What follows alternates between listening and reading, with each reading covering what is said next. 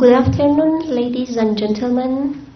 I would like to welcome you to second part of our presentation, Module 2. This is proposed by Putra Sarjana Seminar, School of Graduate Studies, Universiti Putra, Malaysia. The title of this series of seminars is Good Practice in Supervising Postgraduate. We've finished the first module in the morning, but the second module focused on working with difference.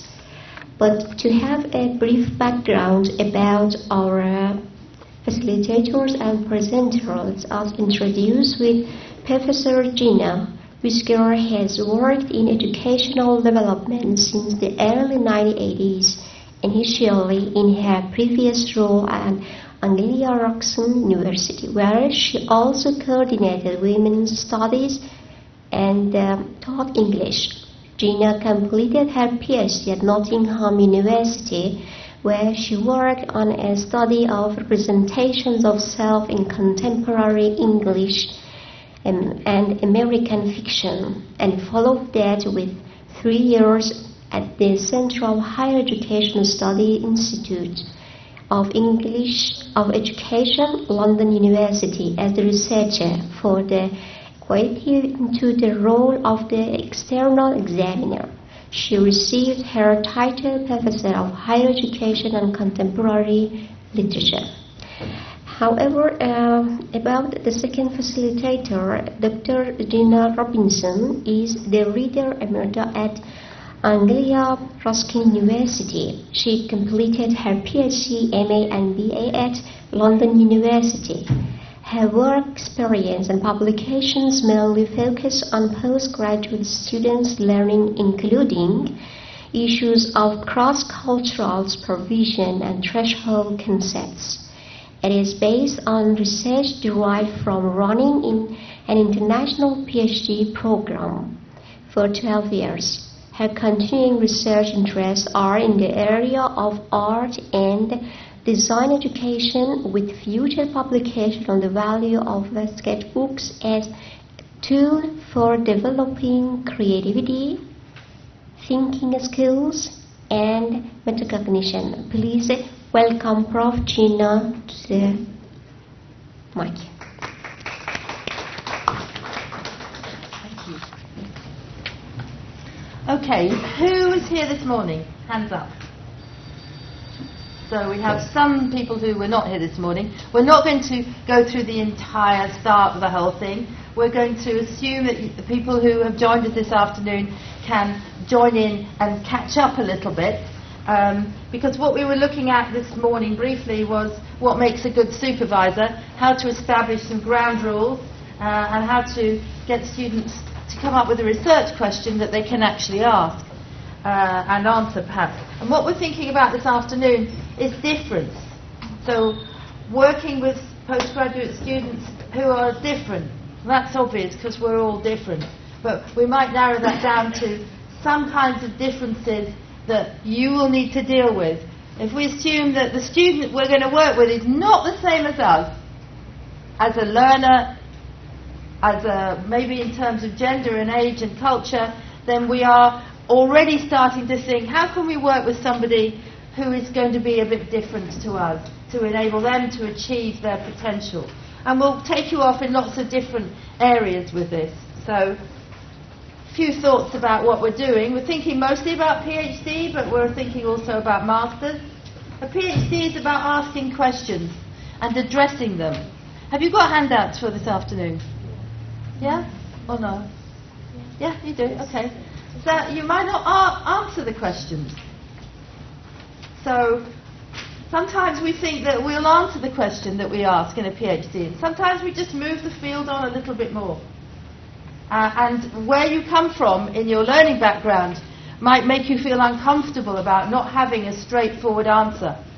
Maybe because of your subject area, and maybe because of your cultural learning background. You might feel uncomfortable if you don't have a direct answer. Okay. just for you to be thinking for a moment, who you supervise. Let's do a hands up again.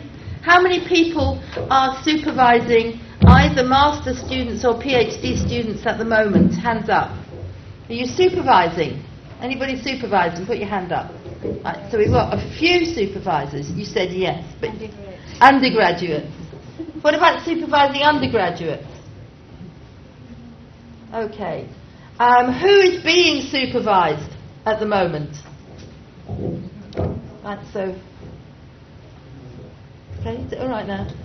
I might move, I'm afraid. And what are you going to do then? That's good. Okay. Yeah. Okay. So you've all had experience of being supervised, and you're all going to end up supervising. I bet that's why you're here. Just as an exploration, because we were talking about undergrads earlier, when you first start supervising, you have lots of undergraduate students. They do short pieces of work that feel very long to them. They're not with you for long, but it feels like a long time to them. Right? And then you get master students. They do slightly longer pieces of work that feel enormous to them, and they're with you a bit longer. And these pieces of work have more theoretical depth. They're starting to ask questions about methodology and methods. It's more complicated.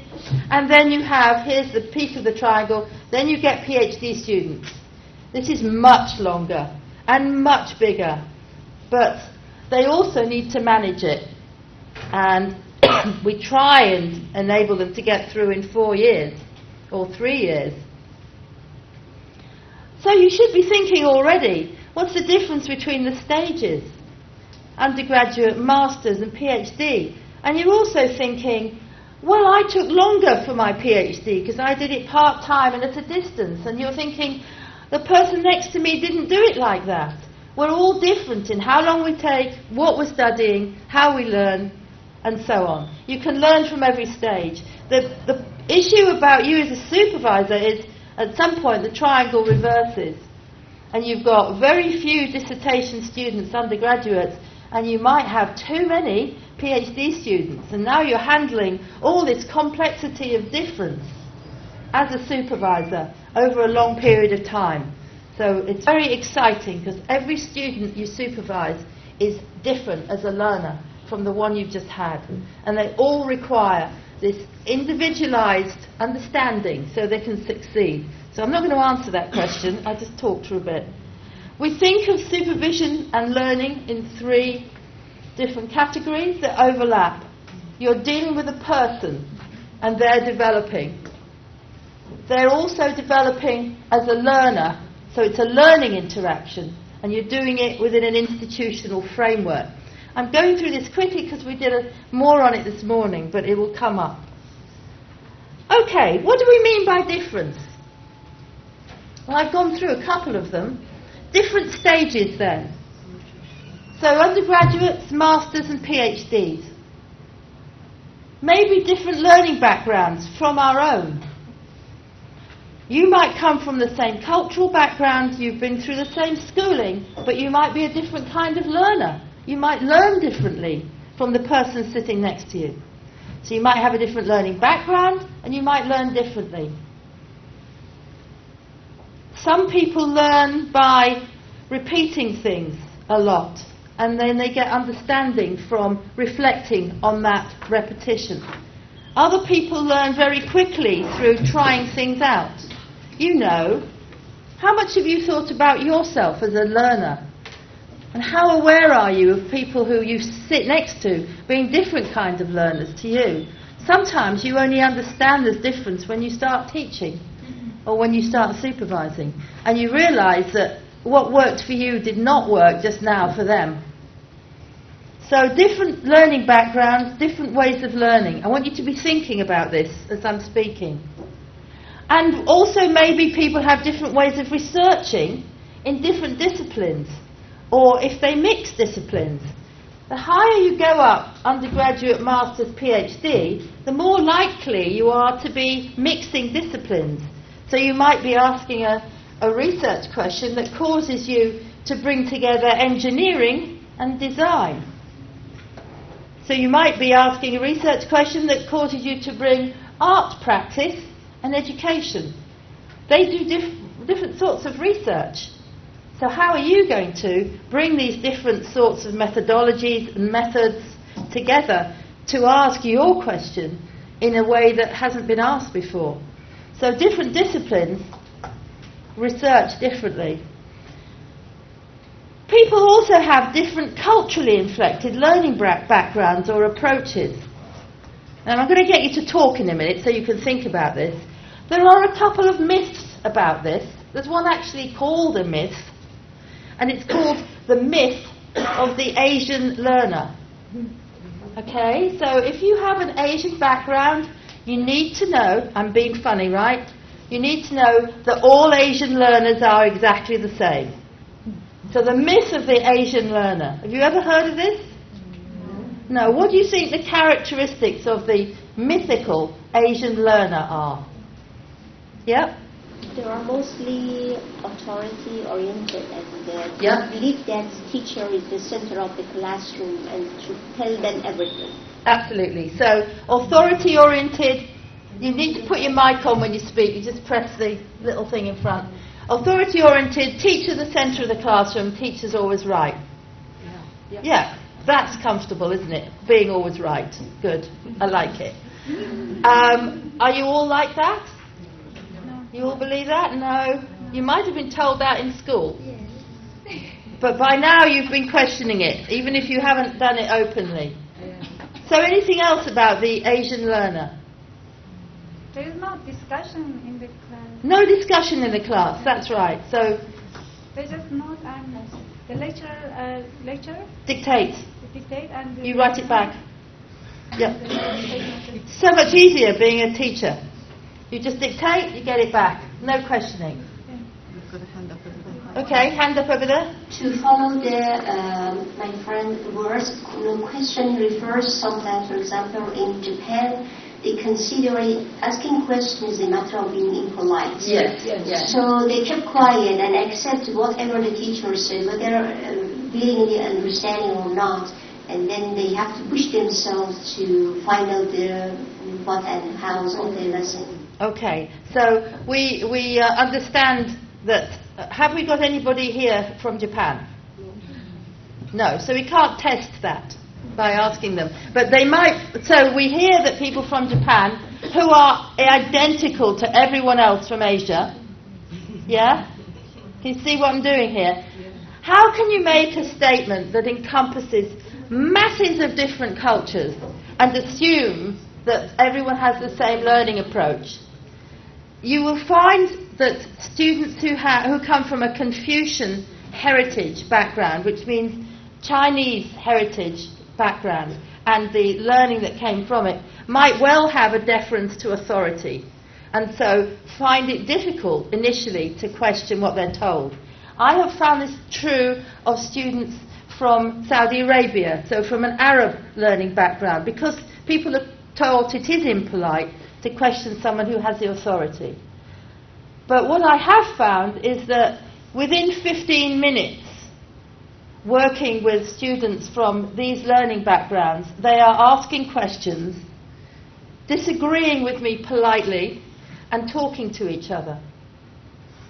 So I think that wherever your students are from, whatever their learning background is, some of the things we do with them as supervisors or as teachers helps them to learn in different ways.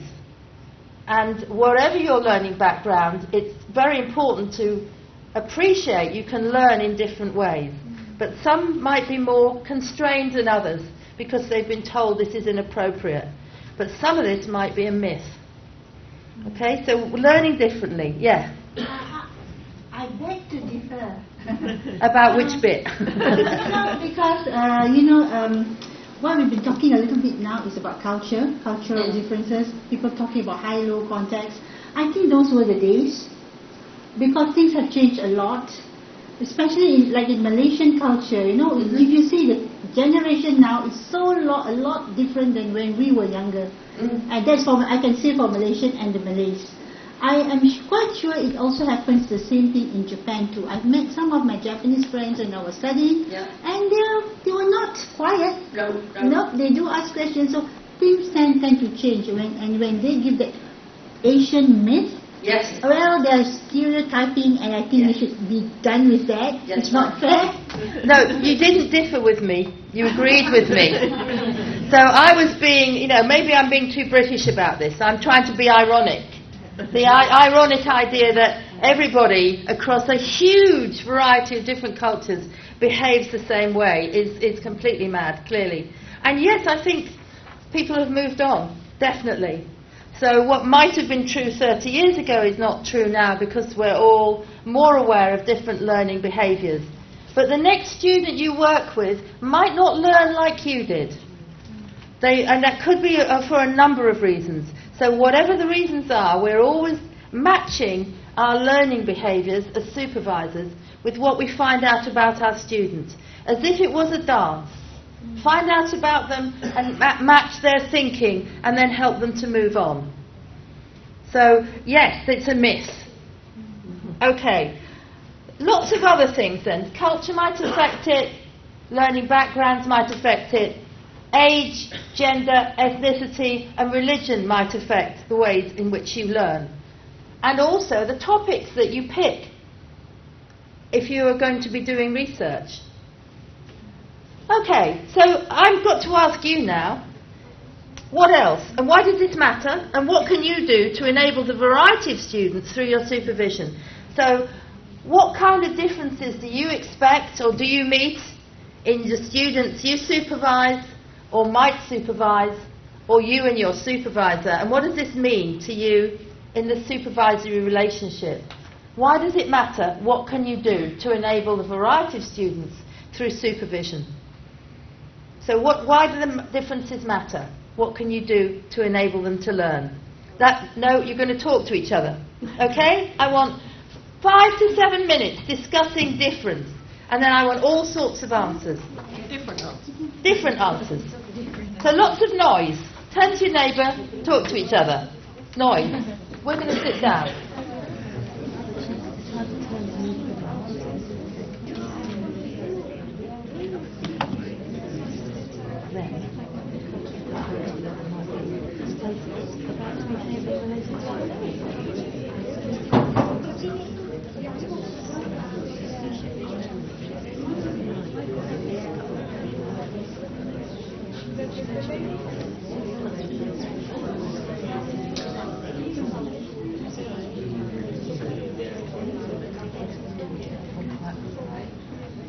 Okay, let's get some answers.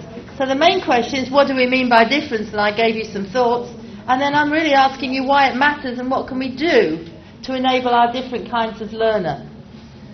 So any thoughts from any groups here? All right, little flurry of hands at the front. You might need to pull the... I don't know if you can pull that towards you without taking the... It's fixed. There you go, solution. So, based on what we had in our discussion group, we come to 2 main points. One of them refers to cognition of the people, how they think and their mentality, whatever it is. Maybe some people, cognitive is more active than metacognitive, and that makes the difference. Some people are analytical, go through the details. For example, those who are the discipline or major of a study has the main role, study mathematics, physics, or things like that, or they go to details and just from the details come up to bigger picture. But in social science, first we have the bigger picture and maybe go into the details. So this is one point that is discussed, and another point that refers to personality aspects of people. Some of them may be extrovert, introvert. So this help them to have global thinking, go into the people, have communicative approaches and talk to them, get other people's help, or no, they want to study alone in isolation. Okay, I'll stop you there. A really rich variety. So cognitive differences, we all learn a bit differently. So if you're a teacher and you just teach in the same way, you're going to find some people can't cope and others benefit. If you're a supervisor and you supervise with everyone in the same way, exactly the same thing will happen. So I'm getting you to think now, perhaps changing your practice as a supervisor, because the next person you supervise is not a clone of you. I haven't met a clone of me yet, so they're not the same. Okay, disciplinary differences. Maybe they're going to choose different disciplines because of the way they learn differently. And actually, you might have a really nasty experience if you are not very good with mathematics and you pick the social sciences and you've suddenly got to work with a lot of statistics. So somebody, you might have to change the way you learn a bit because you're suddenly having to deal with an aspect of your research that you hadn't predicted. Remember that as a supervisor along that learning journey. And then personality. Yes, some people are introverted, some people are extroverted. There's thousands of differences. The model of the researcher is somebody who has an obsession with details. Right? And they can spend hundreds of hours picking through things very carefully. Is that what you're all like? No, you might be a bit like that. No? At times. Actually, we've all got to be a bit like that if we're going to do research. But that isn't the only thing you do. You're also an amazing creative thinker to come up with the ideas. And you're also somebody who finishes things. So you need those three. And you also have to be very resilient, very tough. If I was in Africa, I'd say you have to have the hide of a rhino. Okay? Because people will criticize you, things will fail, and you keep going. So researchers, all these personality traits. Okay, another group, differences, and what can you do with them? Yeah. Can you switch to... Yeah. What is your adaptation differences? Because I think most of students, international students, are familiar with culture shock, and it takes time. And if supervisor is very familiar with this or skillful, I mean, can accelerate the duration, and this can accelerate the academic students. The academic life for students, and then if the duration takes a long time, of course the students cannot improve themselves in the academic life and in another aspect of their life in overseas or in different countries. Okay, so we're thinking about adaptation and culture shock and the role of the supervisor in enabling the student to adapt and get over culture shock so that they're not here for 10 years doing that work while they're settling in. And there's been some research on this, and we will bring that in when we talk about culture shock. Let me know when you want to say something. Right. Okay, other things? Yep. Another point that I found it important is about the time. In some culture, time is very, the matter of time for them is something okay. Let something go slow, or let it go. For some people, because of, cultural background or some problem they have in the country or their family, the time is so precious for them. So they want to make everything faster to achieve their PhD, and then they come for a job or their family or anything. I guess the supervisors sometimes they can't understand some specific students that they have this kind of problem and just cooperate and understand them more. Right, so we even have different concepts of time going on here that might be culturally affected, or it might be about gender as well. It might be about your age. Yeah, absolutely. And they might be about your profession. They might be about the reason that you're doing the PhD. I've only got 3 years to get this done because I'm losing time. Time is money. Or this is about, the greatest growth area of PhD students in Australia is the over 60s. They might say, I'm retired now. I've got all the time in the world. I want to really enjoy this PhD. So it depends when you are and where you are and who you are. Okay, time. Other differences. Did the two groups at the back come up with any differences and what you might do? Yep. one of the ways in order to moderate these differences is to make an informal discussion or gathering, welcoming the differences, the different students from different cultures. Basically, it's more like when the new students arrive, especially internationals, they belong to different backgrounds and they don't know anything about the local culture.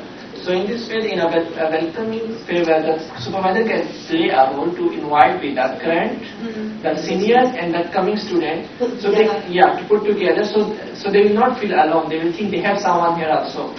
And then they can also discuss about the supervisor, how is he, how he, the teams and this thing. I think this is the best thing. Exactly. When to meet, how to meet, what to ask. There are so many things the students usually have when they come to go to new country. Absolutely. So now you're starting to solve some of this problem, if it's a problem. It is a problem because if you come into a new culture to learn, you're going to spend quite a lot of time on culture shock, or that you could be spending constructing your research question and getting used to things. And so some of the strategies you might use then are putting seniors, as you call them, people who've been here for a while and studied for a while, with the newer students. This is true if they're not from different cultures. If you've got a culturally consistent group and you add new PhD students and new master students, they will always benefit from hearing from the ones who've got a bit further along the line about how difficult it is to come up with a research proposal, and that if it's a PhD it takes a year to get the whole thing right. Well, it does in Brighton anyway, and Anglia usually. And how you're going to face this and how you might do that. So they start to ease some of these confusions by bringing them together and talking to each other. So that's a strategy. Anything else to solve some of these differences? I think difference is about richness. I don't think it's the problem. I think it's exciting. You were just about to say that. But people who get stuck need some help. So financial? You're talking about financial? No. I think the important thing is, that enrichment. As Gina says, it's a rich situation. It's seen as a positive situation and not a negative one. And given that PhD students and other learners, MA students and first degree students, are wanting to enrich and develop their understanding, then I think it should be emphasised as a positive thing rather than a negative set of problems.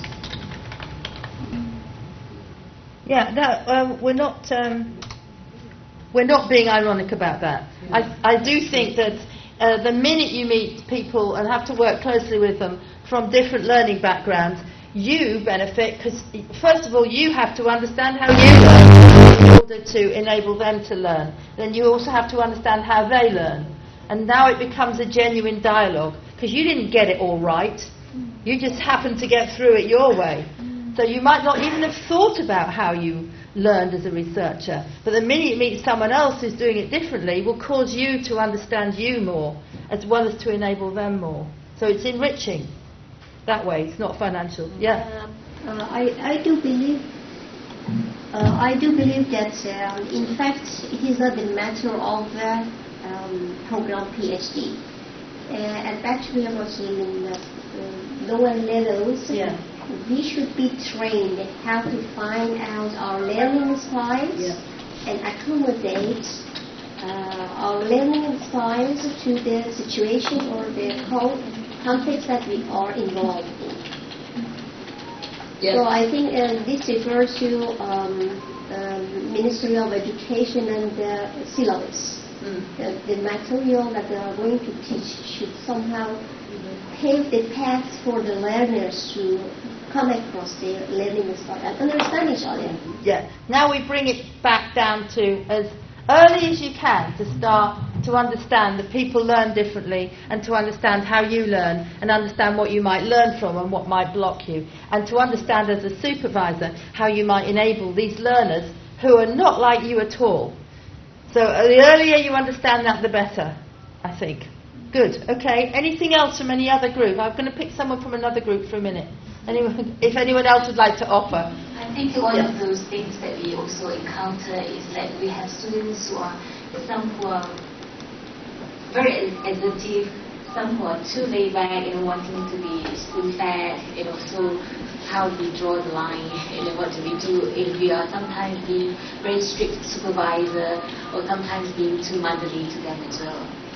So these are some of the things that we have to balance. So you might be too motherly. Or too overly strict with them who are not working or not moving. Or they might look as though they aren't, but they're doing it their way.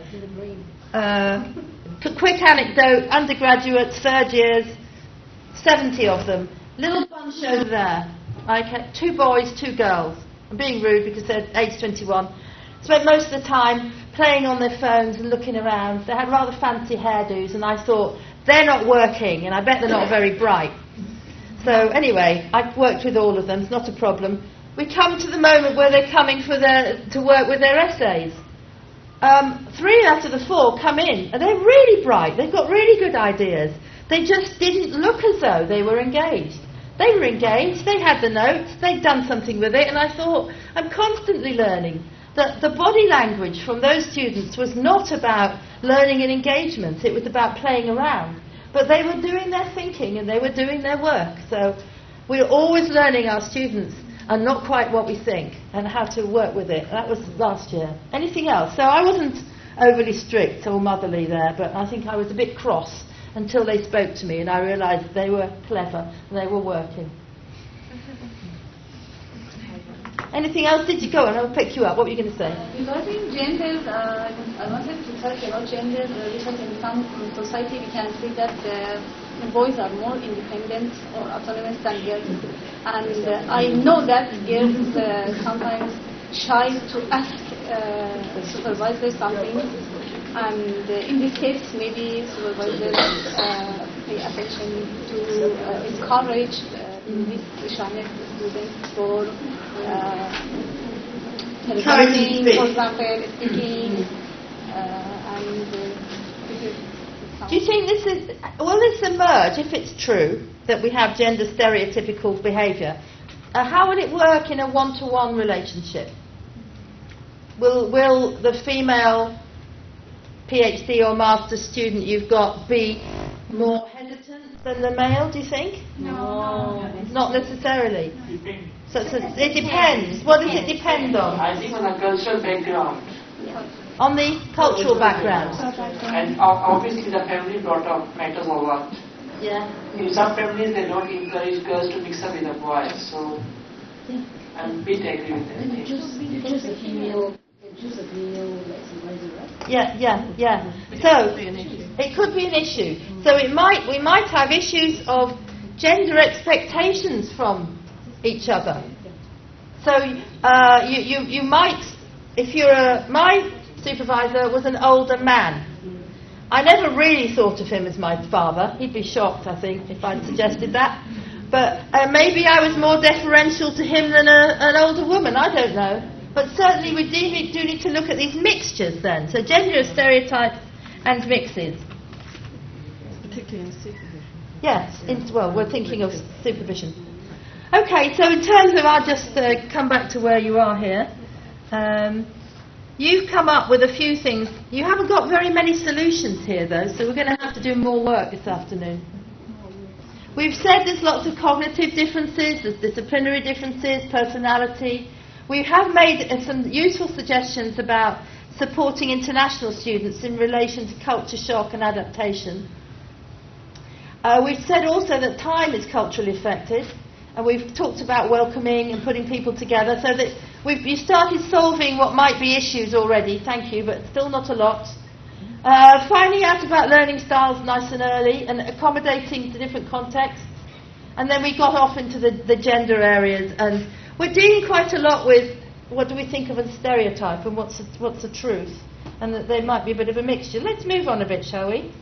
So we're going to consider a whole range of differences, levels, learning approaches, etc. And I want you to be thinking always about the level your students are at the moment, because it might be helpful for you if you're only working with master's students or you are a master's student to think about your level in terms of supervision. And we probably need to think about the scope. So the differences at the different levels then. how would you supervise differently as a supervisor now if you're dealing with the differences undergraduate, masters and PhD? Some things differ here in terms of length and depth. Is there a difference in terms of originality between undergraduate and PhD? Is there more autonomy? Do you need to give more or different supervision? Do you encourage the development of research orientations and ask questions? Should you allow your undergraduate dissertation students to ask a lot of questions? What are the differences for you between the undergraduate and the postgraduate if you're supervising? How would you behave differently? Yeah? From my understanding, postgraduate students are more resourceful. I mean, they can effectively use the resources, psychological resources, relational resources, professional resources. Okay. And then they can be more independent or autonomous than undergraduate and master's students, because you hope. We hope, we assume that they... Okay, we expect them to be like that eventually. And I think you're right. They're more... A postgraduate student, we've got an undergraduate student in this hand, we've got a postgraduate PhD student in this hand. We expect this one to be more resourceful and more autonomous and more aware of where resources are from and more able to rely on communities of learners. So as a supervisor, you can ask them to do more of those. Go and find this out yourself. Go and find some people you can talk to. Do they walk in your room the first day as a postgraduate with all those abilities? You might need to help them develop some of them from undergraduate to postgraduate. Jill? No, I'm just saying, thinking that also they are starting at a new level, so they're being asked for different skills and more advanced skills, so they might still be dependent. Actually, it's from my own experience. I graduated, I'm from undergrad, and I got a place automatically into PhD. So it's a struggle for me. And thankfully my supervisor, he guided me well, because he knows that I am from undergraduate, not from masters. From an undergraduate automatically into a PhD. So it takes me quite some time to grasp my research. There's a phrase about already ready, which I think is a bit scary. Yes, I want to share my opinion. Suppose if the student want to do research in undergraduate, then I have to understand what is his or her intention. Is she or he interested to be a PhD material in future or not? Or he or she just want to finish this demand of the undergraduate dissertation. So if the supervisor finds that yes, he or she would be a PhD material for future, so then from that moment the supervisor can guide that student in that way.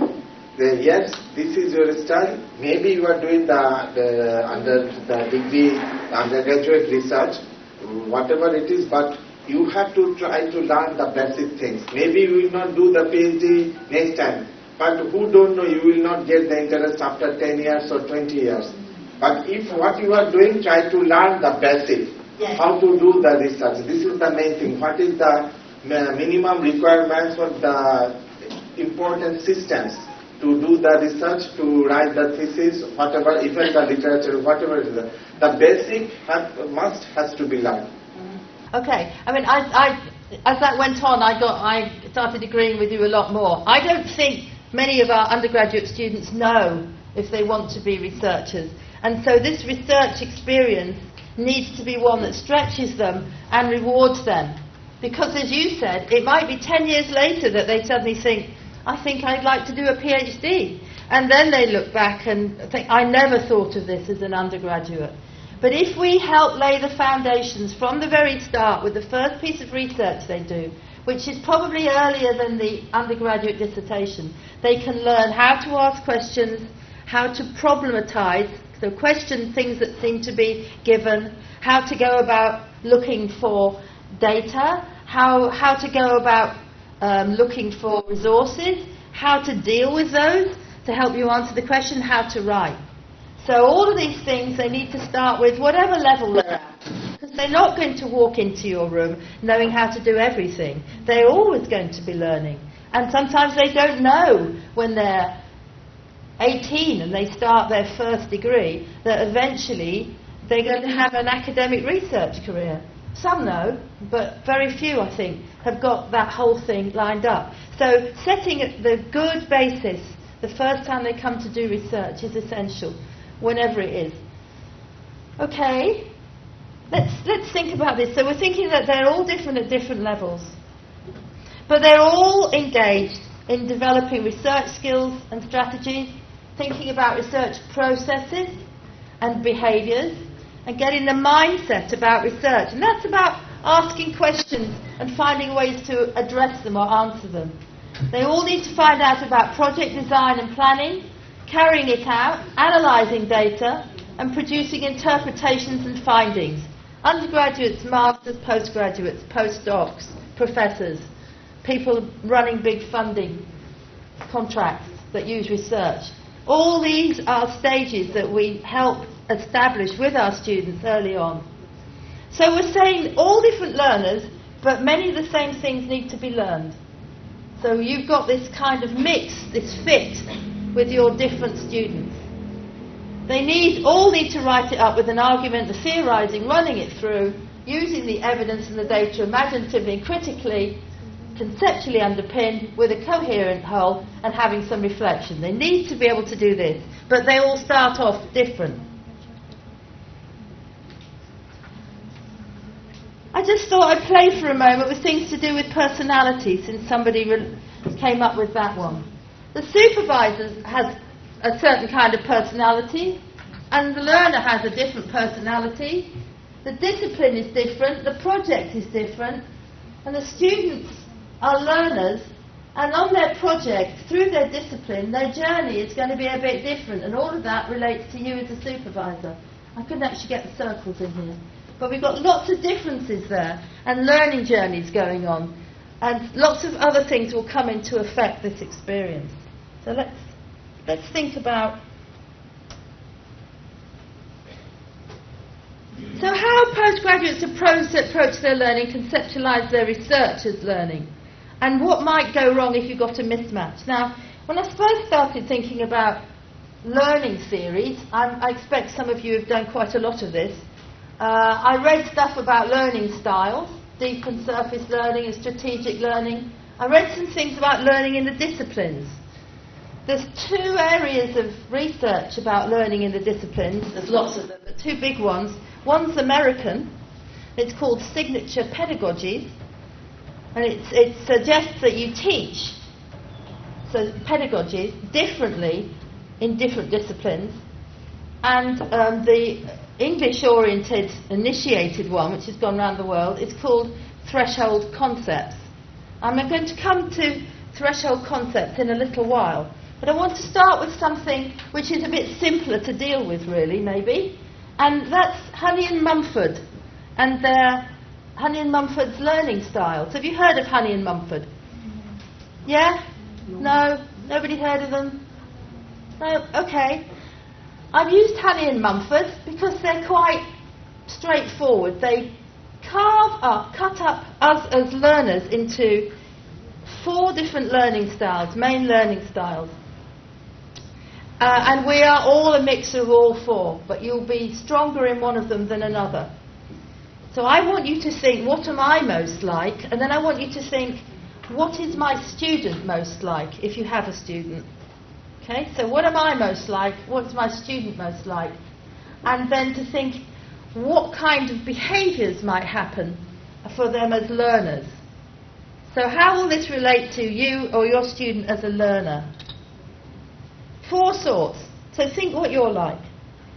Activists, theorists, reflectors and pragmatists. Activists I want you to think, you like this or not? Activists get into the work fast. They like testing and discovering. They like answering questions, but they might not theorise or read very much. So you'd be thinking, I'm a bit like this, or I'm not like that at all. Theorists read and theorise thoroughly.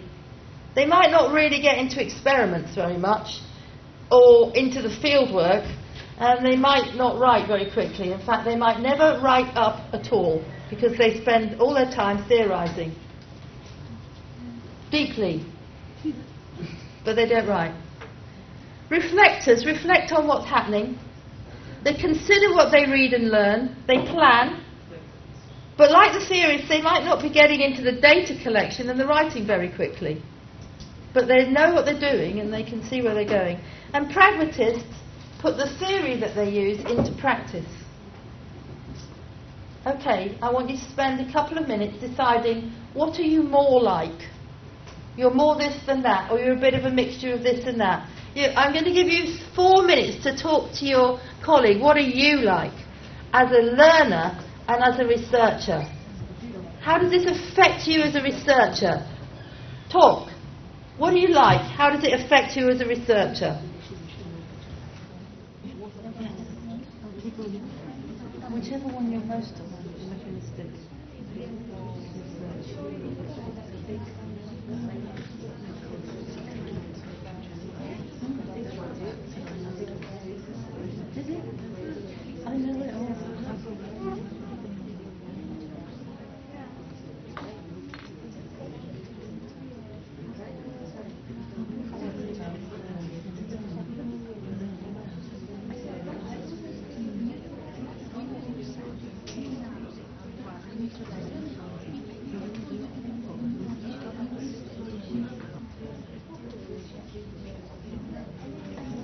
Okay, let's hear about this a little bit then.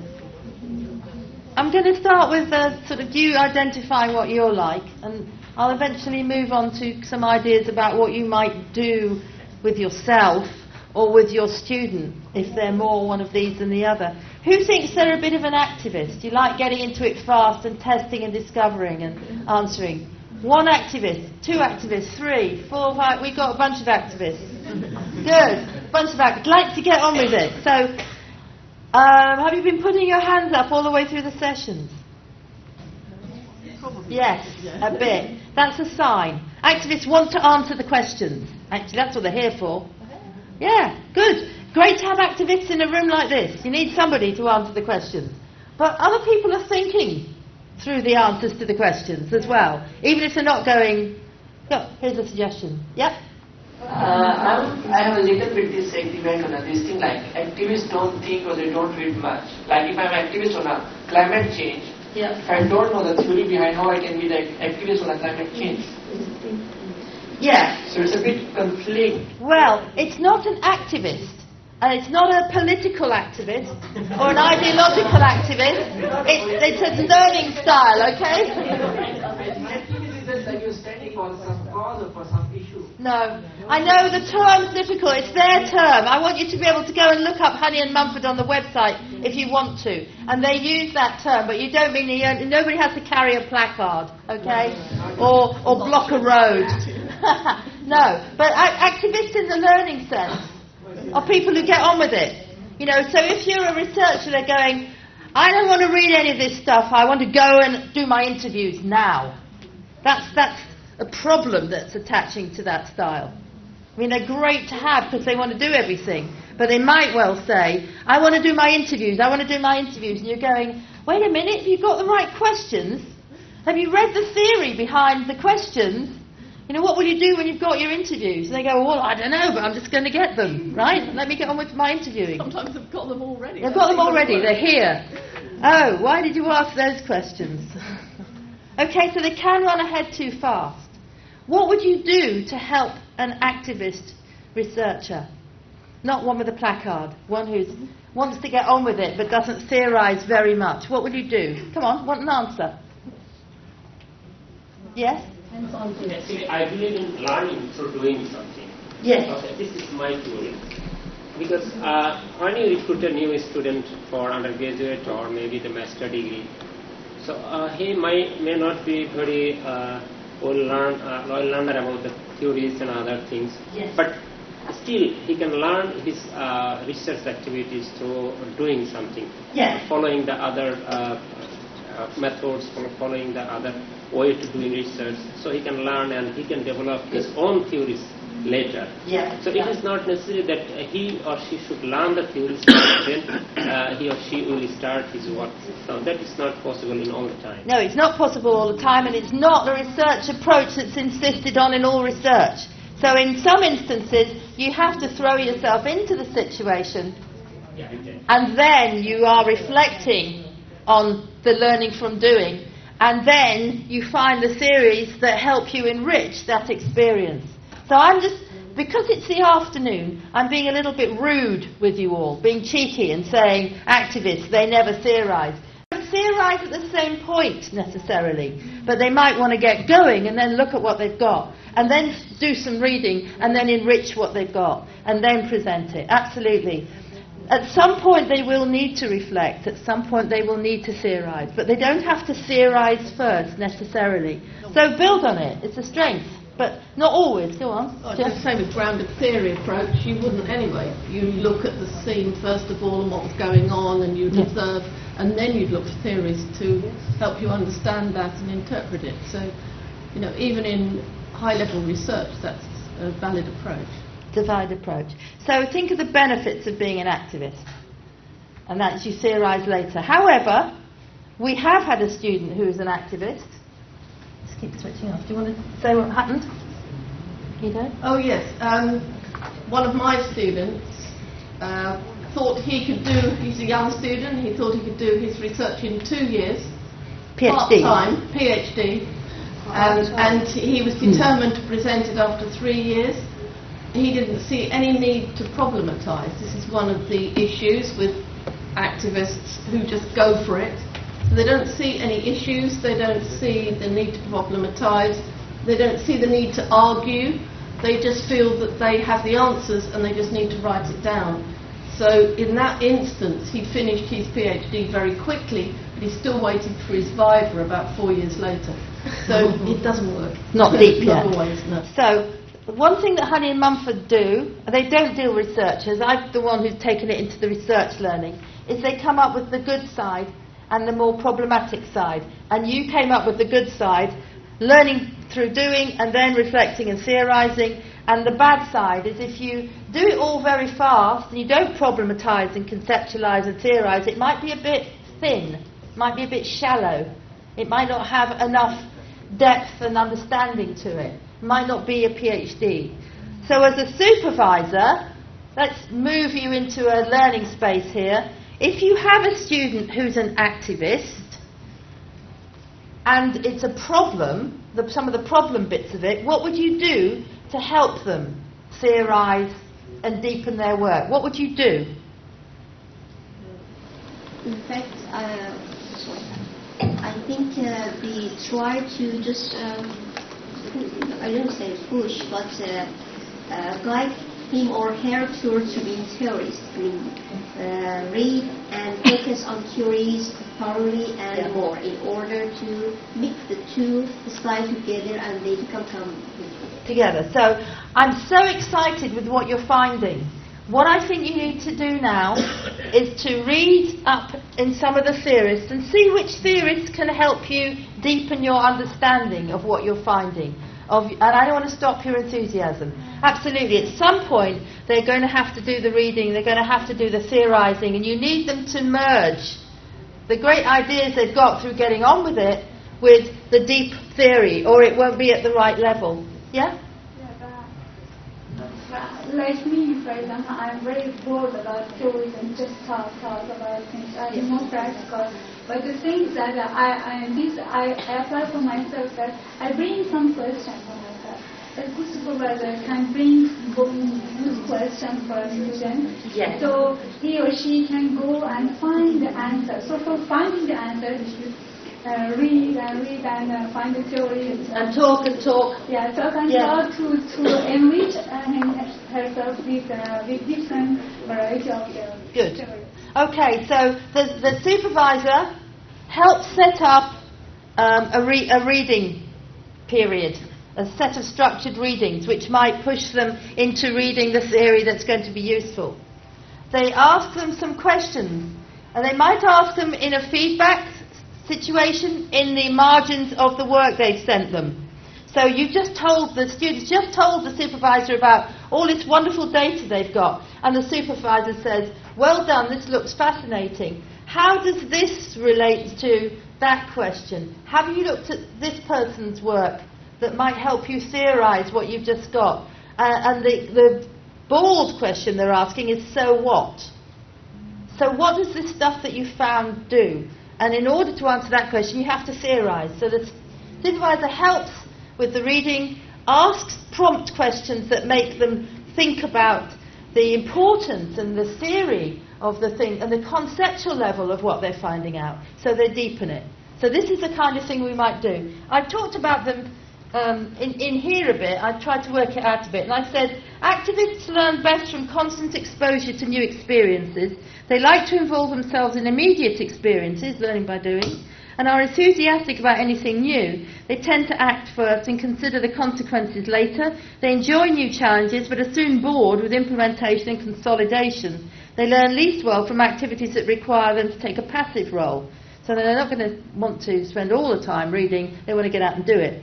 As researchers, they might be excited by experiences or interviews, experiments and fieldwork, but not so keen on reading the underpinning theories or working solidly to write up their work to completion. So what we need to do then is help stretch them, ask them to keep a reflective log of questions and problems and reading and achievements in the research process, and look at it with them, asking them to make links between their reflections, their actions and the finding. They need to read work by learning theories, reflect on it in relation to their current practice, relate theories and practices, and map them together. So that's the kind of thing you might do to help them along. Okay, let's have a think about theorists then. So theorists read and theorise thoroughly, but they might not actually get much of the work done. Who thinks of themselves as more of a theorist? Nothing the matter with being a theorist. Who's a theorist?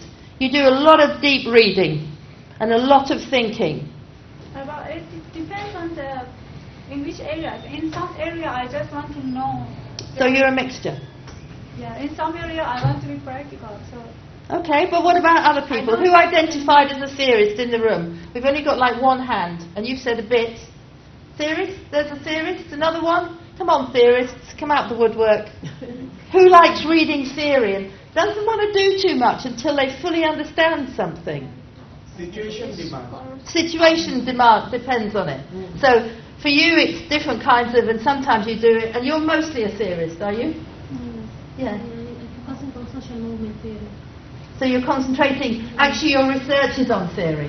Yeah. So sometimes you're going to pick a piece of theoretical research that looks at the way theories work. So that you're probably comfortable there. You won't have to interview people. You can look at how the theory works.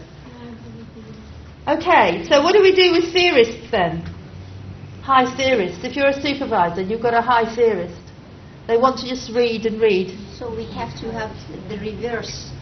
Yeah. I mean, put them in the case of activities and try to motivate them in order to ask questions and looking for making questions and whatever it is they lack, and other sides, just like reflectors, can be fulfilled. Just guide them towards that area. Towards the area. Okay, so again we have a structured series of activities where they need to put the theory into some sort of practice. They need to test it. Test it out on reading, test it out on people, test it out on experimentation. So we need to ask theorists to do something with the theory. Some theorists never finish their PhDs, but they're great to talk to. Yeah? But they've been theorising to such an extent they've not put it into practice, and they've not written it through, and they've not come to some tentative, not real conclusions, but sort of statements at the end. So we need to have a structured series of activities that will cause them to test their theories, write about their theories, put them into practice, and write about that as well. Unless it's a purely theoretical argument, which it sometimes is. I mean, but they still need to then, if you're dealing with a theory, you still need to write about it, don't you? You need to write about it, but you don't necessarily need to put it into practice. Yes, or you need, might need to, as such. So sometimes you don't have to counter these. I'd have thought sometimes you have to flow with them, because sometimes that is the nature of that piece of research. Yeah, if you have I mean, it sounds like your research is on theory. Out of the 250 odd students that you had, we had, and the programme that Jill led, there were only one or two who were working entirely on theory. So it's step by step. Some people are using theory to underpin something, and some are working on creating and understanding theory. But a misunderstanding of a complete focus on a particular approach sometimes can cause a rift between the student and the supervisor. Because in one of the cases where the student was a theorist, the supervisor wanted a different shape of thesis and a different shape of journey, and backed out of the whole supervision process, saying that it wasn't a PhD and couldn't be a PhD. And so sometimes if you get an extreme case of a particular learner or an approach to a PhD research, if you get the wrong supervisor, if you get a clash between the learning style of the supervisor, the learning style or the approach of the student, then you get such a rift that the supervision isn't suitable and you have to find a new supervisor. So for you as supervisors, find out about your own learning style, find out about the student's learning style, or what they're most like, because we're all a mix of all of them, and then both nurture them to do the best they can with that style and that piece of work, and then also put in place things that help them get through the learning stages of the research. So nurture them to do the best they can as an activist or a theorist. These are the poles apart too. But also so that they can go through the stages of the research. So they're not stuck at data collection and they're not stuck at theorising. They do all the stages. Okay? So whatever you're like, it's working with the style and to get them through. The first thing is to find out what you like. I'll leave the other two because they're similar in a sense, but we'll move on a bit. Yeah. I realize I have a student who likes reading a lot every time when he comes in with bringing new ideas, and it's difficult to get him to write. Yeah. Yeah. How would you get this student to write? Okay. Anybody else? One thing maybe the reason being, as English is not our first language, probably it's a language, probably, but at the end of the day, he still has to write. Yeah. Yeah. So how would you do that? Come on. What do you do? What works for you? For me, at the beginning, I write what in my mind. Maybe it sounds funny, but I make a foundation. My writing, at the beginning, I thought my writing was fine, but now I find my writing is terrible. But I just write something, and I give it to my supervisor. Actually, sometimes I'm afraid to give him, but I give it to him, and maybe he become angry or anything. At least I get some feedback, and give it to my friends, my other students, and finally I can get something. Okay. And then you can move it. Yeah. All right. A series of answers to that. One is that they need to break. They don't think they've got a writing block, but they have, because they're stuck in the theory. They might be stuck in the field work. It depends. You could get stuck as a researcher. So, one, write about it. Even if it's not perfect, just get it out. And get it out at every single stage. You can go back and make it better. Two, all things you said, test it off against a friend. Give it to somebody else, and someone else will say, what do you mean with this? Or, where's that argument going? Or you just said this, where's your evidence? Or your critical friends will be able to spot issues to do with your writing. Three, when you're ready, test it off against your supervisor. If you give them too much half-digested writing, they might get fed up with doing all the work for you. But they will give you feedback and you can start to improve your writing. So we've got 3 answers to that. I would add also, ask them to write short pieces.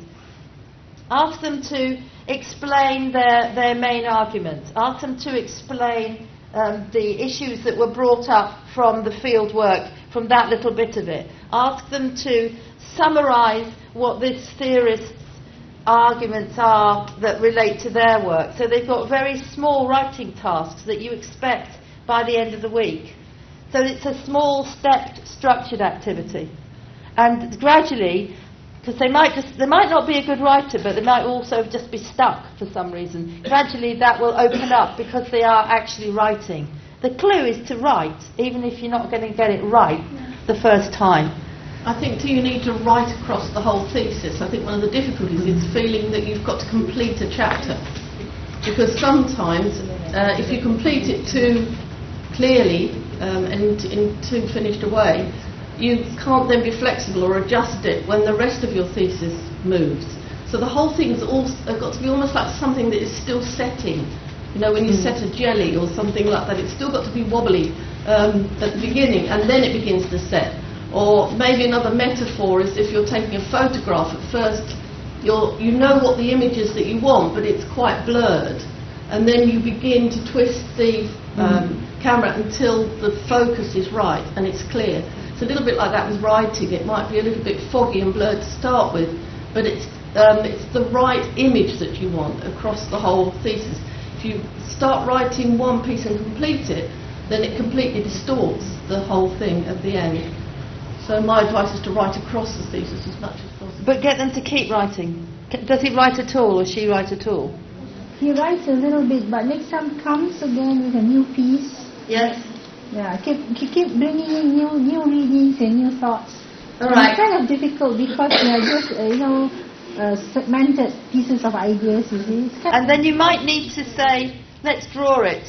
Where are these ideas going? What is the argument that comes from these ideas? So you could fit them together into either a sequence, you know, or an overarching idea and then draw them out.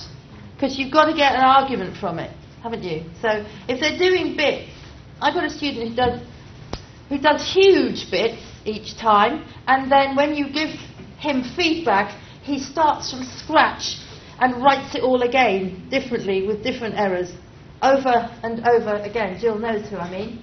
And so me and the other supervisor go, oh, not again. Please don't start from the beginning. Improve what you've got. So it's a different writing problem. He writes a lot, but he won't refine what he's writing. He restarts. So with a load of new problems. So the discussion that Jill was having with you a minute ago about writing is that it's an iterative process. You return to it. To write a thesis, you have first goes at all the bits, all the introduction, literature review, methodology, methods, data discussion, conclusions, and you go back over it, and nothing's finished until the whole thing's finished and cohesive and sticks together. So if you've got a student who does stuff or reads a lot but doesn't write, they need to think, just get on with the writing, you'll improve it later, but keep improving it and keep improving it, because you keep returning to it. They need to get out of the block, though. Okay. Any other thoughts about pushing on students or students you know before we move on? Well, we need to move. Let's move on. So I asked you that. I've made some suggestions on that. So you've got all this in front of you. And I wanted you to think, I know it's the afternoon and it's quite difficult, but I wanted you to think about the moments at which your students start to work conceptually, start to work more complexly and less descriptively, and whether and when you know that happens. And I want to take you back to this morning's PowerPoint in order to get you to sort of focus on this as an important learning moment. This is tough stuff, but I want you to come with me, and we will do some of it again. So wait a second, and I'll get you there.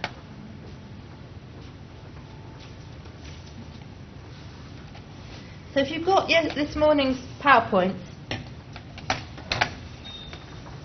I'll just take you here. A while ago I said that there's two kinds of work, and they actually come from two different cultural contexts, about learning differently in different disciplines, and about the different ways different disciplines understand learning.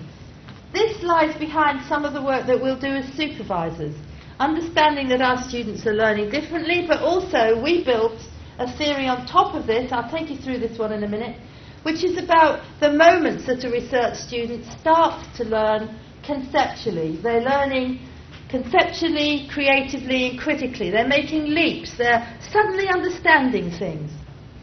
So to take you slowly through, who knows the term threshold concepts? Anybody? Well, that's because I made that one up. So. Threshold concepts? No? Not met it? Right. Bunch of researchers in the UK, Eric Mayer, who is South African and lives in Australia, Ray Land and Glynis Cousin, were looking at how undergraduates learn in different disciplines.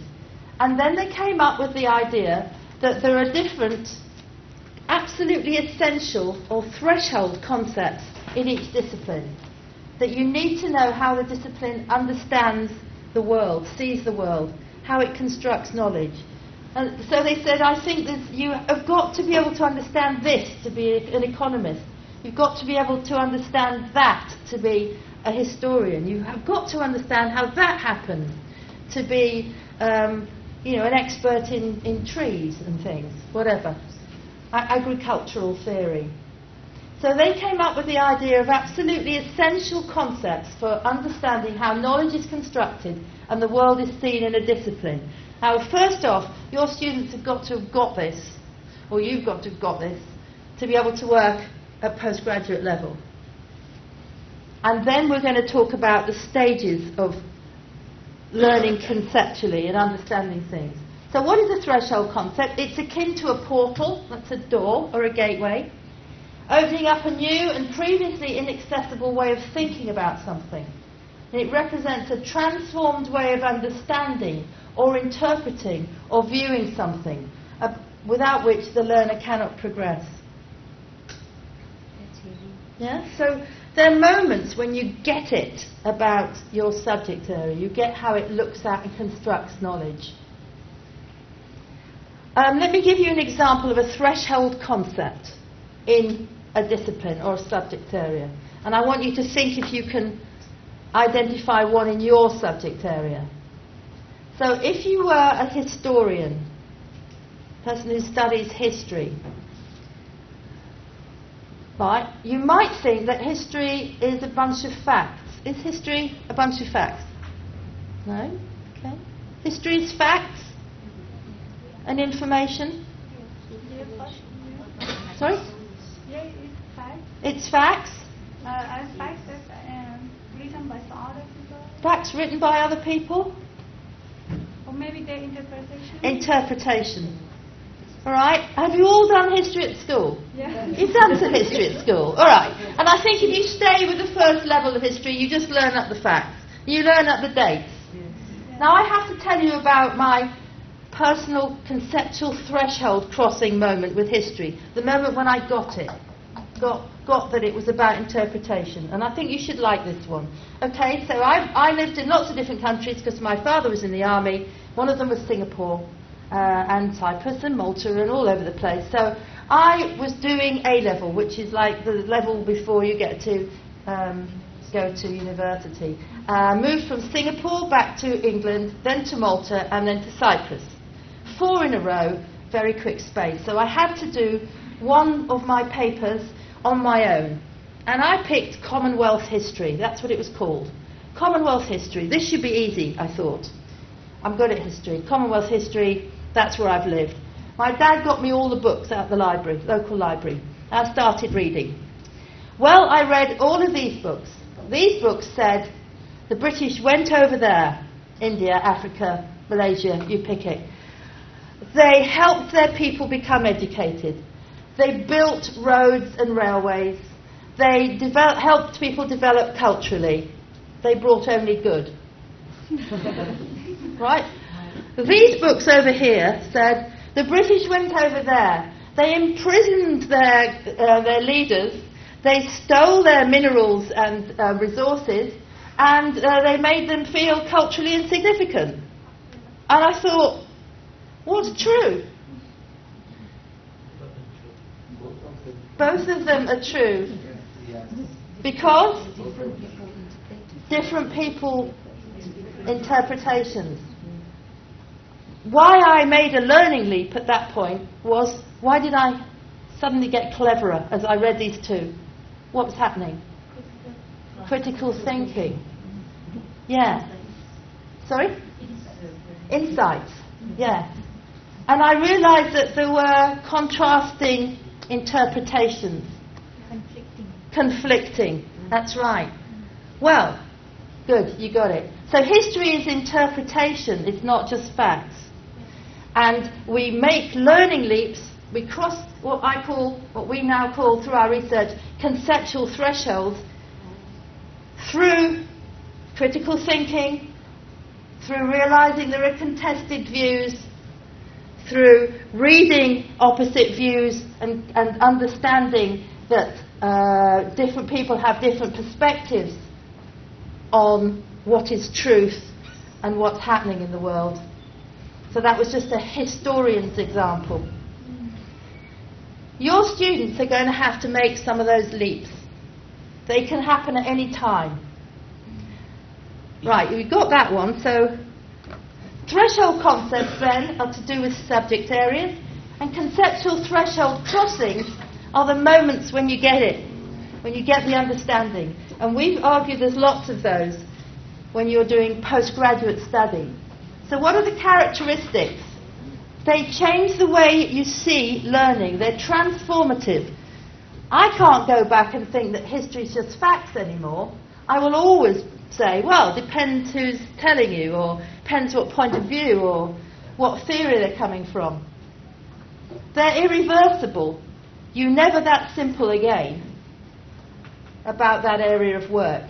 You always can see it in a more conceptual, complex way.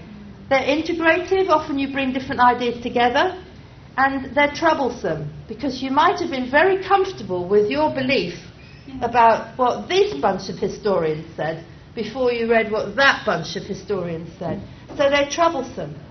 As your PhD students or your master's students go through their research learning, they're going to meet lots of moments which are troublesome, which challenge their thinking. And if they aren't meeting them through their reading, we need to ask questions so that they do meet those moments. We need to put them in the presence of other people who will ask the questions.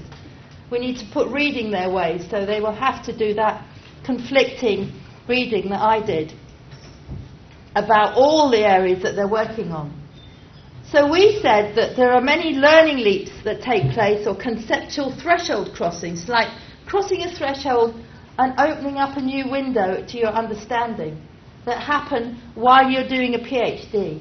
And there's two complex terms there, ontological change and epistemological contribution. Ontological change, you change the way you see yourself in the world. You see yourself as a researcher, as somebody who can ask and problematize things. Epistemological contribution, you change the way that you construct knowledge. These things happen to research learners. They start to get more complex and they see themselves differently. Okay, when did you start to think more complexly and critically as a research learner? When did you start to do this? Is that question actually there? No. Right, let's get it. So when did you start to do that as a research learner? I'm going to give you a few minutes to reflect back on your own research journey. And because I haven't got the question here, I'll just write it up on the bottom. When did you start?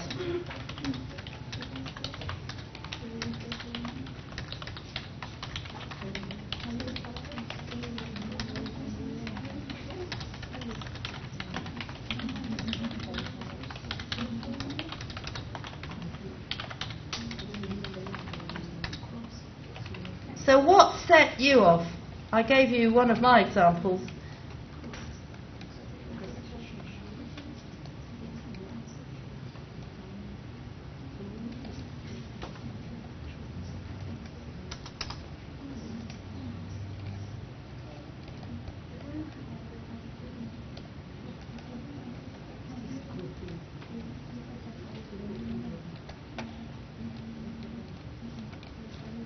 Okay. 3 or 4 minutes, talk to your neighbour. When did this happen to you? Okay, go. Talk. When were your learning moments? I want a lot of noise, please. The main thing is to get them thinking about this. If we've got them for 2 days.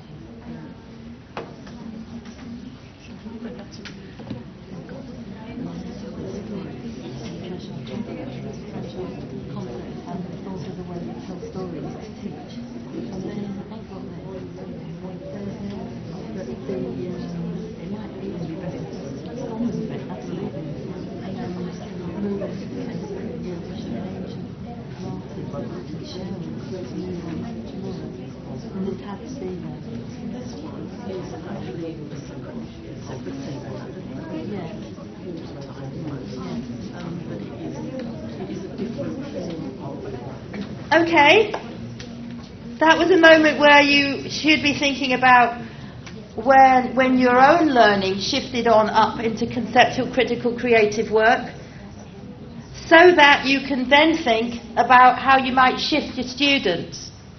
That's the reason, because they're all different sorts of learners to you. They might be shifted differently to you. Can anyone tell me when they shifted up, when they crossed the conceptual thresholds and started to think more conceptually, critically as a research learner? Can I have a moment from somebody? Yeah? You have to press that. Thinking about the gap or the differences between self-opinion that, for example, we get through the reading, and then and the actual fact or the reality that is there in the society about our topic. And in this case, we have the highest level of conflict or contradiction. Okay, so just to sum that up, you might come in with an opinion about something. That might be why you want to do the research. And then you discover that there are other views out there, either in the data or in the reading or in society, and you get that opinion challenged. So through the reading, you might well change your views, and that will be quite often a conceptual threshold crossing. I get it, it's not just this, it's all of these things. Now I need to back it up. Thank you. Another moment when you started to learn at a higher level as a research learner yourself. So challenging opinion. Another one? Yeah? The first stage has been done, on the logical, when I started my PhD journey. But to tell you the truth, when I went through reading, as my friends said, and become more familiar with theories and the result of other experiments, yes, and I get involved myself in data collection analysis and try to compare my own outcomes with others and see the differences and similarities, that make me more motivated to create something and change the information into knowledge. Thank you. Yes. So hang on. So you've got your own data. You look at other people's and you understand what they've done, and it's when you get to collect your own data and to turn that into a contribution to knowledge in the field through analysis and interpretation. So you're making that contribution, but you know what else has happened. Okay, one from you? For me, it started when I was writing, and I learned after I dig out the theories and did the analysis, I found how to do the reasoning, and that was a point for me, how to do the reasoning and problem solving. That was very educational. Okay. Very satisfying. So the moment when you're doing the writing and you realise that you're reasoning and problem solving and you're developing an argument and you're getting more comfortable with it. So we've got through the data collection analysis in the context of other people's work, we've got challenging opinions, and we've got actually through the writing process. Great. I won't ask everybody. Just want you to think it's quite an exciting moment when it happens. What do people say? This comes from our research, and I always think it's helpful to hear someone else. In terms of learning moments, I think you have those small or medium moments every now and again, don't you, when you read and you're exposed to new ideas and you think, oh, now I've got it. And then actually a couple of weeks later you're a bit further, but then you have another one of those moments. And so you kind of gradually, I guess, get closer and closer to the final thing, the final shape of your theories and ideas about it, whatever it is. So keep reading, keep thinking, keep having, wait a minute, and off you go and do some more work. It's a bit clearer now. There's one. The next one brings in things that the supervisor does. So I want you to look closely at this quotation. It is on this morning stuff. And say, what does the supervisor do to help? What's the problem? What does the supervisor do?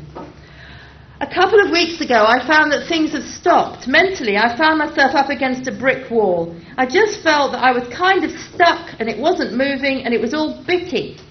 I'd done all these chunks of work, but I couldn't really see how they fitted together. And so I reached quite a crisis point, especially when I got negative feedback. I just felt quite downhearted about it. Stop. What's the problem? What's sticking them?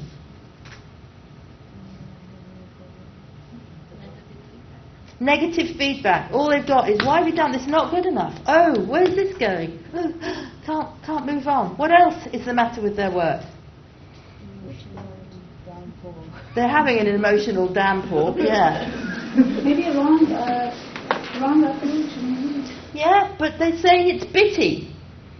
Chunks of work. They've done stuff, but it doesn't pull together. And now look at what helps. So this is what helps. You get through a conceptual threshold, pull it together, make sense of it, own it, move on. Like I say, I think having the supervision, talking it through, taking a step back from everything, taking it to bits, and being questioned about everything, and then having to simplify everything in order to present. I mean, over a couple of days, my supervision was one day, my presentation was the next day. I came out of that whole process feeling that I could kind of see it. I could see there was a shape there. I can see shapes. What's helped this student move on? Taking a step back and doing what? Looking at it. So what they've done is they've stepped back and said, oh, that's what it's all about. That's what the main issues are. That's what the main argument is.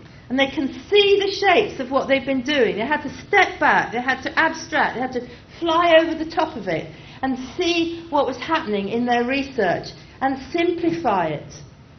So they also had to present, and we were thinking over lunch about the 3-minute thesis, where you have to present in 3 minutes what you're doing, why you're doing, and what you've got from it. Getting your student to do that, what you're doing, why you're doing it, what you've got from it, that abstraction could nudge them into thinking at a higher level because they really understand what they're doing. Those are some of the things you can do. Learning dialogues, problematize things, feedback which nudges them, send them to conferences, get them into communities and get them to do the reading and get them to do the writing.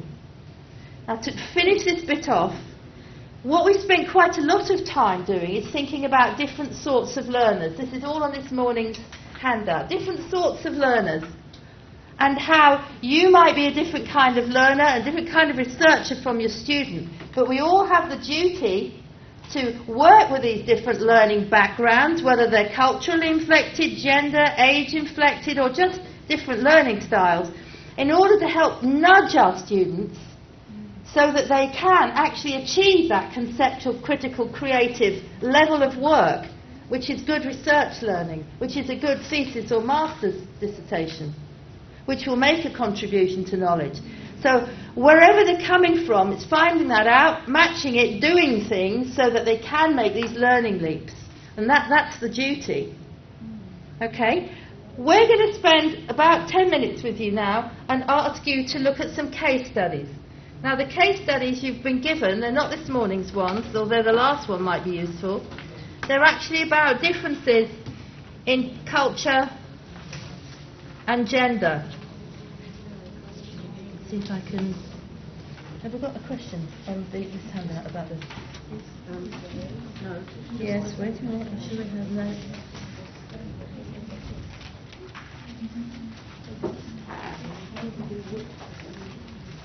Yeah, let's see how. There it is. Okay, please discuss how you would handle the case studies. They're these ones. These ones. And the very packed sheet. If you don't have it, there's a pile outside. If we don't have very long, it might be a good idea to share. How would you handle the case studies related to gender, age and culture? And I think probably just land on one of them. The first one is the international one we had this morning. First one's about international students.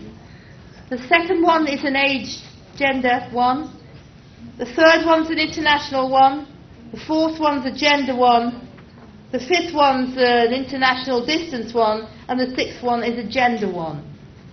Pick the one you want to do. Talk it through in 2s and 3s. And in just under 10 minutes we're going to stop you.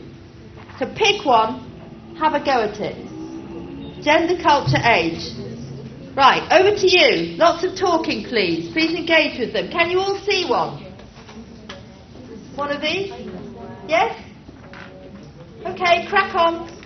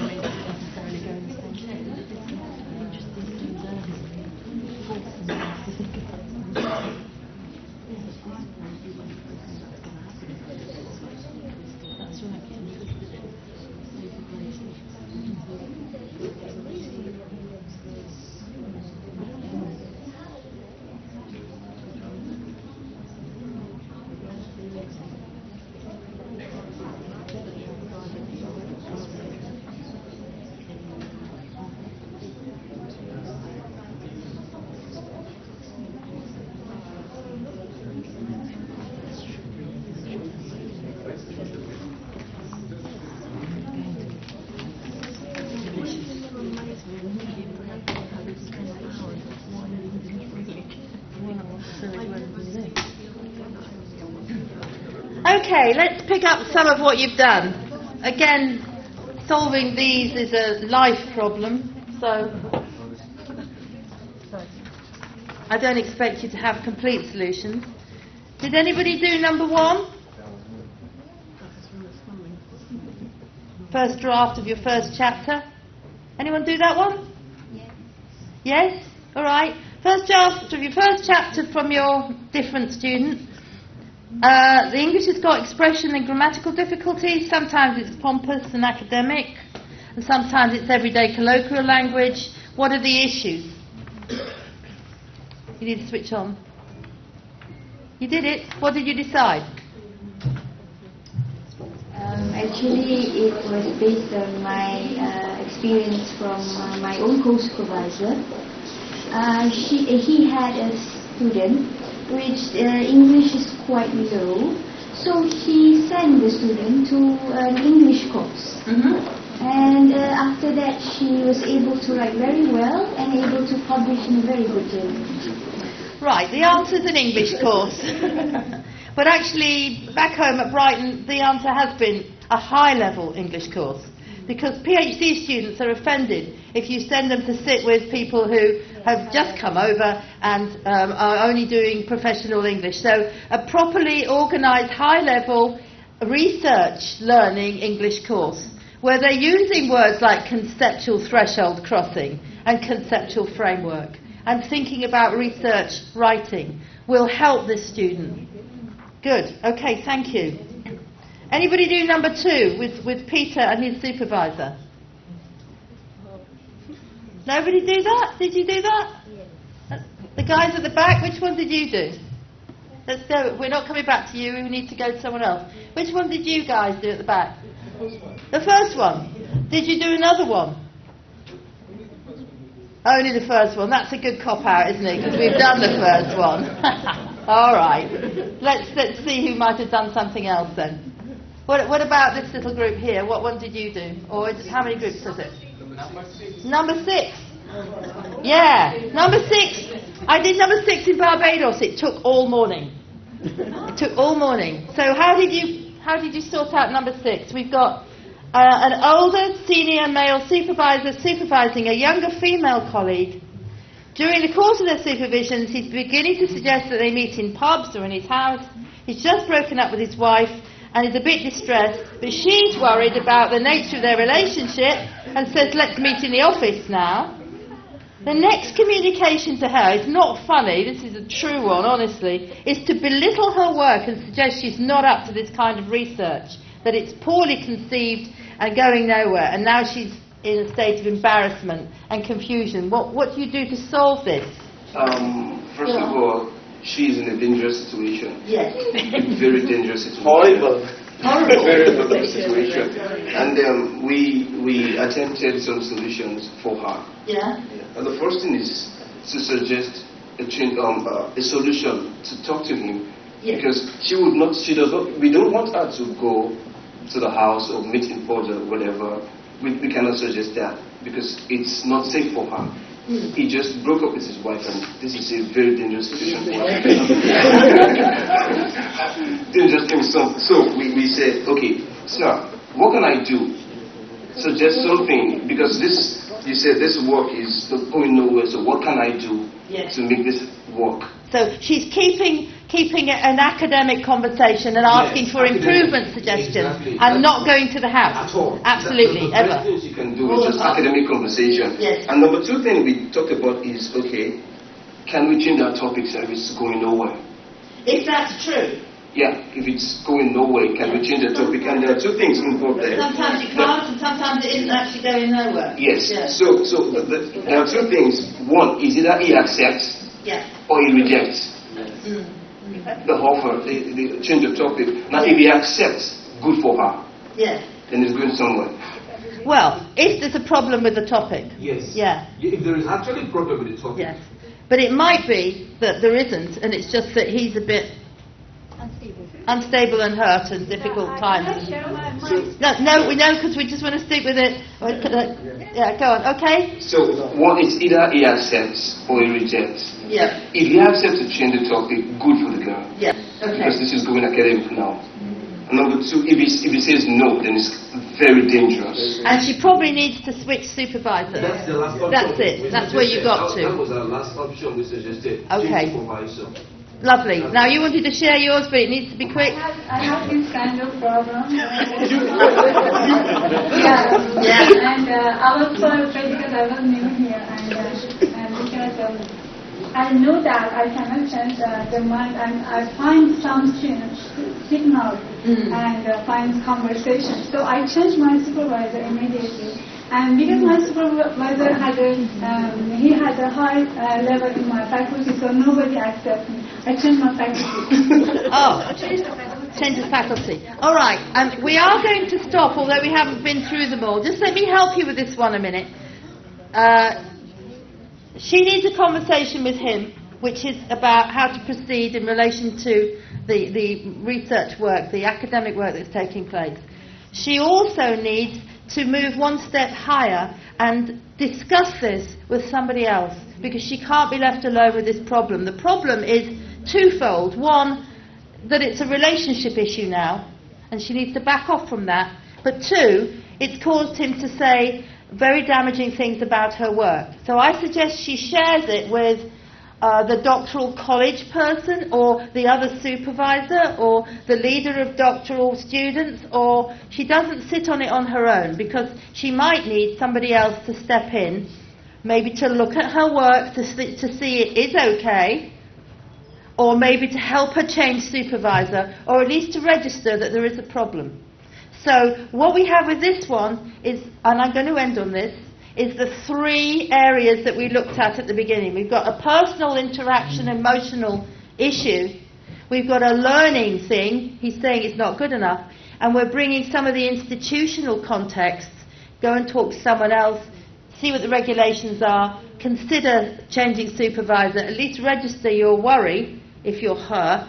The institutional context is coming in to be supportive. So this is one that is a bit difficult, but it brings all those three dimensions in. And one last point from, I think, both of you, or all three of you. This group really liked this one. Yeah? Quickly. Because another finance can be can see that proposing something for close relationship. No. Back off that one. Thanks anyway, but yeah. But there is also another critical problem. Suppose one of our students already told that she changed. If she is in first semester or second semester, when you change. easy to change. But if the students in fifth or sixth semester or eighth semester, so she is just on burning on fire. Yeah.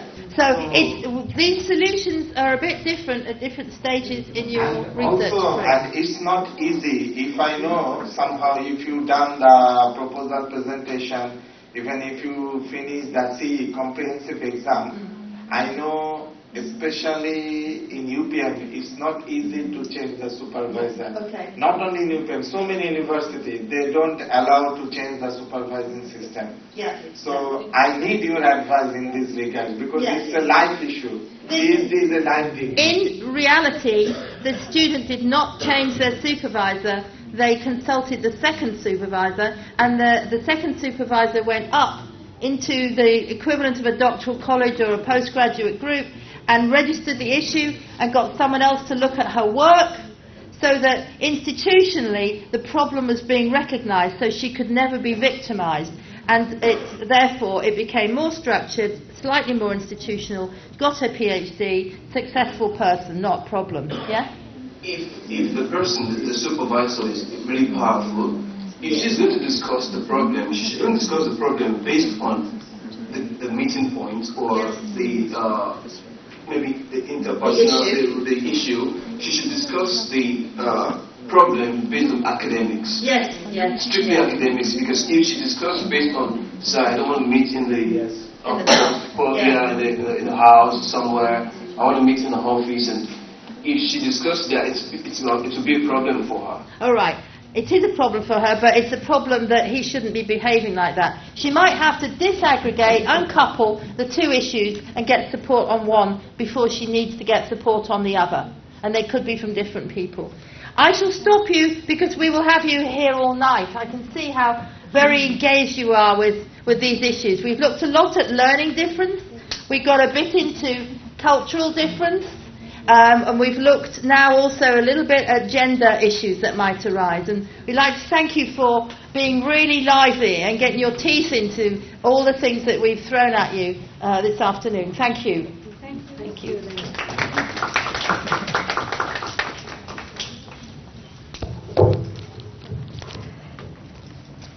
We would like to thank Prof. Gina Wisker and Dr. Gillian Robinson with their brilliant speech, and also we would like to thank you for your active participation in the second module, which has highly enriched us how understanding of differences might make a difference. Tomorrow morning at 9:30 we have a third module on the same issues. We'll focus on publishing from the PhD, which is held in Main Hall, Faculty of Education, Environmental Studies. If you are not registered or there is still some vacancies, you may apply for it. Thank you very much. Have a good evening. Bye. Thank you.